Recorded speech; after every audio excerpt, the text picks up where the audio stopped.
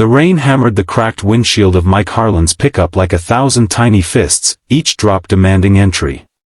He squinted through the blur, the wipers long past their prime, and spotted her, a lone figure hunched under the flickering sodium light of the gas station, clutching a soaked cardboard sign that read, in shaky marker, "Anywhere but here."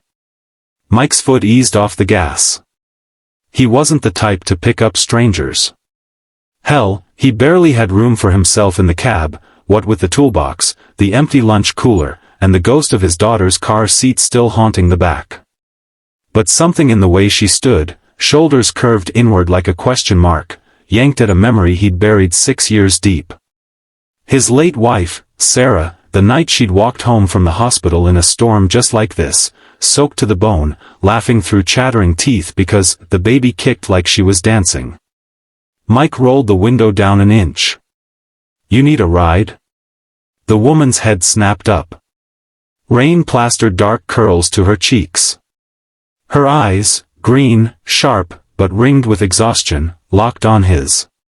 For a second, he thought she'd bolt. Instead, she nodded once, yanked the passenger door open, and slid inside, dripping on the torn vinyl seat. "Name's Mike," he said, shifting the truck into gear. "I'm headed to Willow Creek." "That anywhere useful?" "Farther than here," she muttered, voice raspy, like she hadn't used it in days. She offered no name. He stole a glance. Threadbare coat, 2 sizes too big. Boots held together with duct tape. A bruise blooming yellow-green along her jaw.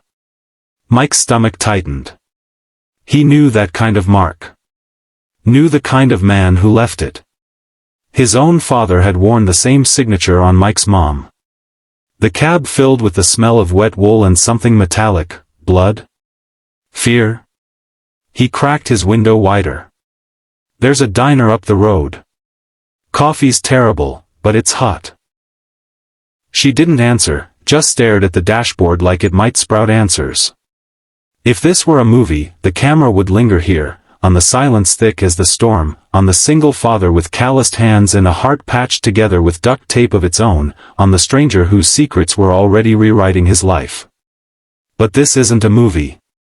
It's Wednesday night in rural Ohio, and Mike Harlan has exactly $43 in his checking account, a mortgage 3 months behind, and a 6-year-old asleep at his sister's because the electric company shut his lights off again.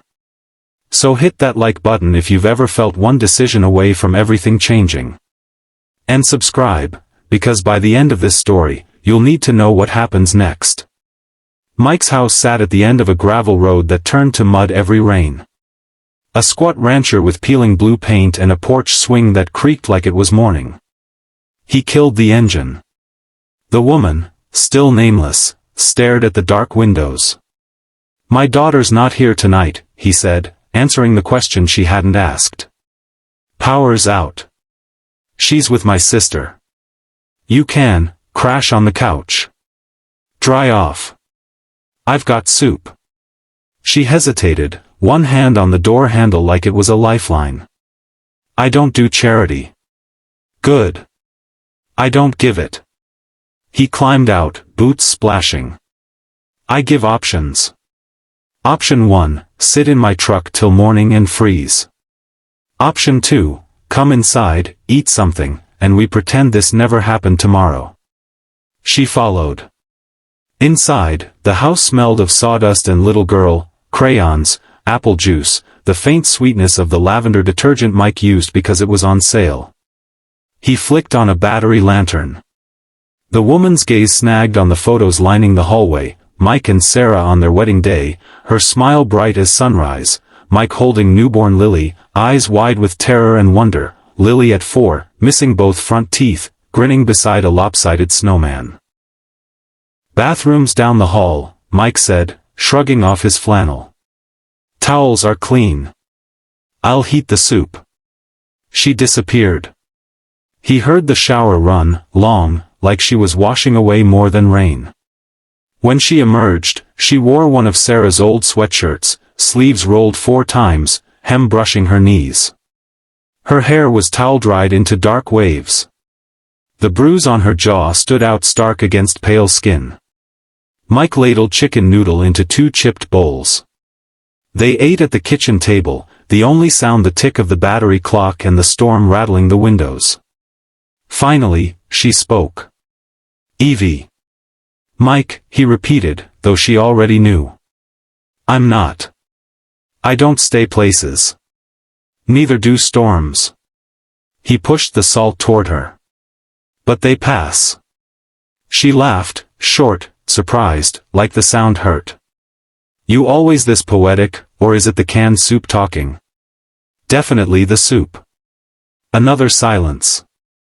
Then, "I have a kid," she whispered. "A son.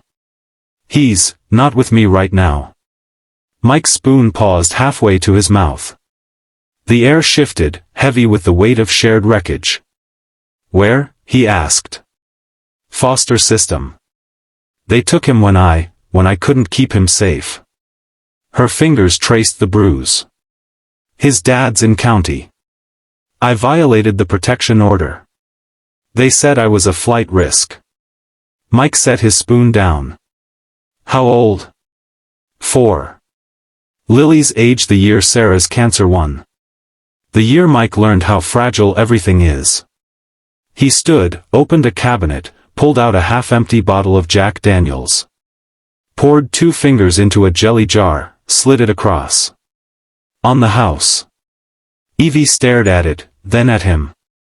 "You're not what I expected." "What did you expect?" "A lecture. A sermon. A cop. I'm a carpenter. I build things. Sometimes I break them. Mostly, I just try to keep the roof over my kid's head." He tapped the table. "You're safe here tonight. Tomorrow, we figure out the rest." The next morning, the rain had softened to mist. Mike woke to the smell of coffee. Real coffee, not the instant sludge he lived on. Evie stood at the stove, flipping pancakes in Sarah's ancient cast-iron skillet. She'd found the mix in the pantry, the last of it, and somehow stretched it into a stack tall enough for 3. Lily burst through the back door then, Aunt Carla on her heels, cheeks pink from the cold. "Daddy." The lights came back on at Aunt Carla's, "But I missed you and..." She stopped, staring at Evie. "Who are you?" Evie froze, spatula mid-air. Mike crouched to Lily's level. "This is Miss Evie. She's a friend. Got caught in the storm." Lily tilted her head. "You look sad." "Kids. No filter." Evie's mouth twitched. "I am, a little. But your dad's pancakes might fix it." "They're my pancakes," Lily corrected. "Daddy burns them." Mike ruffled her hair. "Traitor." They ate. Lily chattered about school, about the class hamster who escaped, about how she wanted to be a firefighter when she grew up because they save people. Evie listened, eyes soft, like she was memorizing every word. After breakfast, Mike drove Lily to school. When he returned, Evie was on the porch, staring at the fields. "I should go," she said. "Where?" She shrugged. "Bus station. Figure it out." Mike leaned against the railing. "You got a plan?" "I've got a son I need to get back." "Then you need more than a bus ticket." He pulled a crumpled envelope from his pocket, the one the electric company had returned, marked paid in full. Inside, a check for $3,000. His savings. The emergency fund. The "don't touch unless the house is on fire" money. Evie stared. "Mike. It's a loan," he said firmly. "You get your boy, you get on your feet, you pay me back when you can. Or don't. But you don't walk into another storm empty-handed." Her eyes filled. She didn't cry. Mike would learn later she'd trained herself out of it years ago, but her voice cracked. "Why?" "Because 6 years ago, someone gave me a chance when I was drowning. A contractor took a risk on a widower with a baby and no skills. said, "Build something, son. Start with yourself." Mike swallowed. "I'm just paying it forward." The next weeks blurred. Evie stayed. Not permanently, she was clear about that, but long enough to breathe. Mike fixed her car, a '98 Civic with a heart of duct tape and prayers. She helped with Lily, braiding hair, packing lunches, reading Goodnight Moon in voices that made Lily giggle until she hiccuped. Mike watched Evie come alive in tiny increments. The way she laughed at Lily's knock-knock jokes. The way she organized his toolbox with a precision that made him weak in the knees. The way she flinched at loud noises, then caught herself and squared her shoulders. One night, after Lily was asleep, they sat on the porch with mugs of chamomile. The stars were sharp, the air crisp with coming frost. "I used to be somebody," Evie said quietly. "Before the X. Before the system. I was a nurse. I saved lives.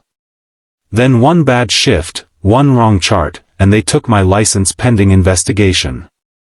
By the time it cleared, he'd already," she touched the scar on her collarbone, hidden under the sweatshirt. "I ran. Kept running. Lost everything." Mike's jaw tightened. "You're not lost. You're paused." She looked at him then, really looked. "You believe that?" "I believe in second drafts." The call came on a Tuesday. Child Services.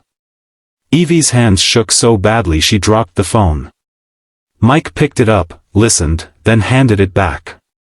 "They're giving him back," she whispered. "Supervised visit first. Then, maybe more." Mike hooped, actually hooped, and swung her around the kitchen until Lily ran in, demanding to be included. But joy is a fragile thing. 2 days later, a black SUV pulled into the driveway. A man stepped out, tall, slick suit, expensive watch. Evie went white. "Evangeline," he called, voice smooth as oil. "Time to come home." Mike stepped in front of her. "She is home." The man, Darren, her ex's lawyer, smiled like a shark. "Mr. Harlan, is it? This is a family matter. The boy's paternal grandparents have filed for custody. They're wealthy. Influential. You're a carpenter with a delinquent mortgage and a child of your own. Step aside." Evie's knees buckled. Mike caught her. That night, she packed. Not to leave, but to fight. The courtroom smelled of lemon polish and despair. Evie wore the only blazer she owned, borrowed from Aunt Carla. Mike sat behind her, Lily on his lap, clutching a crayon drawing of a house with 4 stick figures and a dog they didn't have. The grandparents, silver-haired, tailored, dripping old money, painted Evie as unstable. Flight risk. Unfit. Darren laid out bank statements, photos of her sleeping in the Civic, a police report from the night she'd violated the protection order trying to see her son. Then Mike took the stand. He told the truth. About the night he found her. About the pancakes. About the way Evie had taught Lily to tie her shoes with bunny ears and read her The Velveteen Rabbit until she fell asleep on Evie's chest. About the loan, not charity, but belief. About how love isn't a bank account or a bloodline, it's showing up. The judge, a woman with kind eyes and a no-nonsense bun, listened. Then she looked at the little boy in the front row, clutching a stuffed dinosaur, eyes wide. "Ms. Hart," she said. "Approach with your son." Evie did, trembling. The boy, Jacob, looked up. "Mama?" She knelt. He ran into her arms. 6 months later. The house had a fresh coat of paint, sunflower yellow, Lily's choice. The porch swing was fixed. A new sign hung by the door, Harlan and Hart Carpentry. Evie had her nursing license back. Mike had a partner. They'd bought the empty lot next door, planned to build a tiny house for when Jacob needed his own space. It wasn't perfect. Darren still sent letters. The grandparents fought for visitation. Mike's mortgage was paid off, but the business was just starting. Some nights, Evie woke screaming from nightmares. Some mornings, Mike stared at the ceiling, terrified he'd fail them all. But then Jacob would crawl into their bed at 3 a.m., dinosaur in tow. Lily would demand pancakes. And the four of them, patchwork, bruised, beautiful, would sit at the kitchen table while the coffee brewed, and the world felt, for a moment, unbreakable. Mike stood on the porch one evening, watching the kids chase fireflies. Evie joined him, slipping her hand into his. "Remember the night you picked me up?" she asked. "Like it was yesterday. You asked where I was going." She smiled, the kind that reached her eyes now. "I think I'm there." He kissed her temple. "Welcome home." If this story wrecked you in the best way, if it reminded you that second chances aren't fairy tales, they're choices, smash that like button. Subscribe and turn on notifications, because next week, we're diving into the story of the firefighter who saved a stranger's life, and discovered she was the daughter he never knew he had. You won't want to miss it. See you there.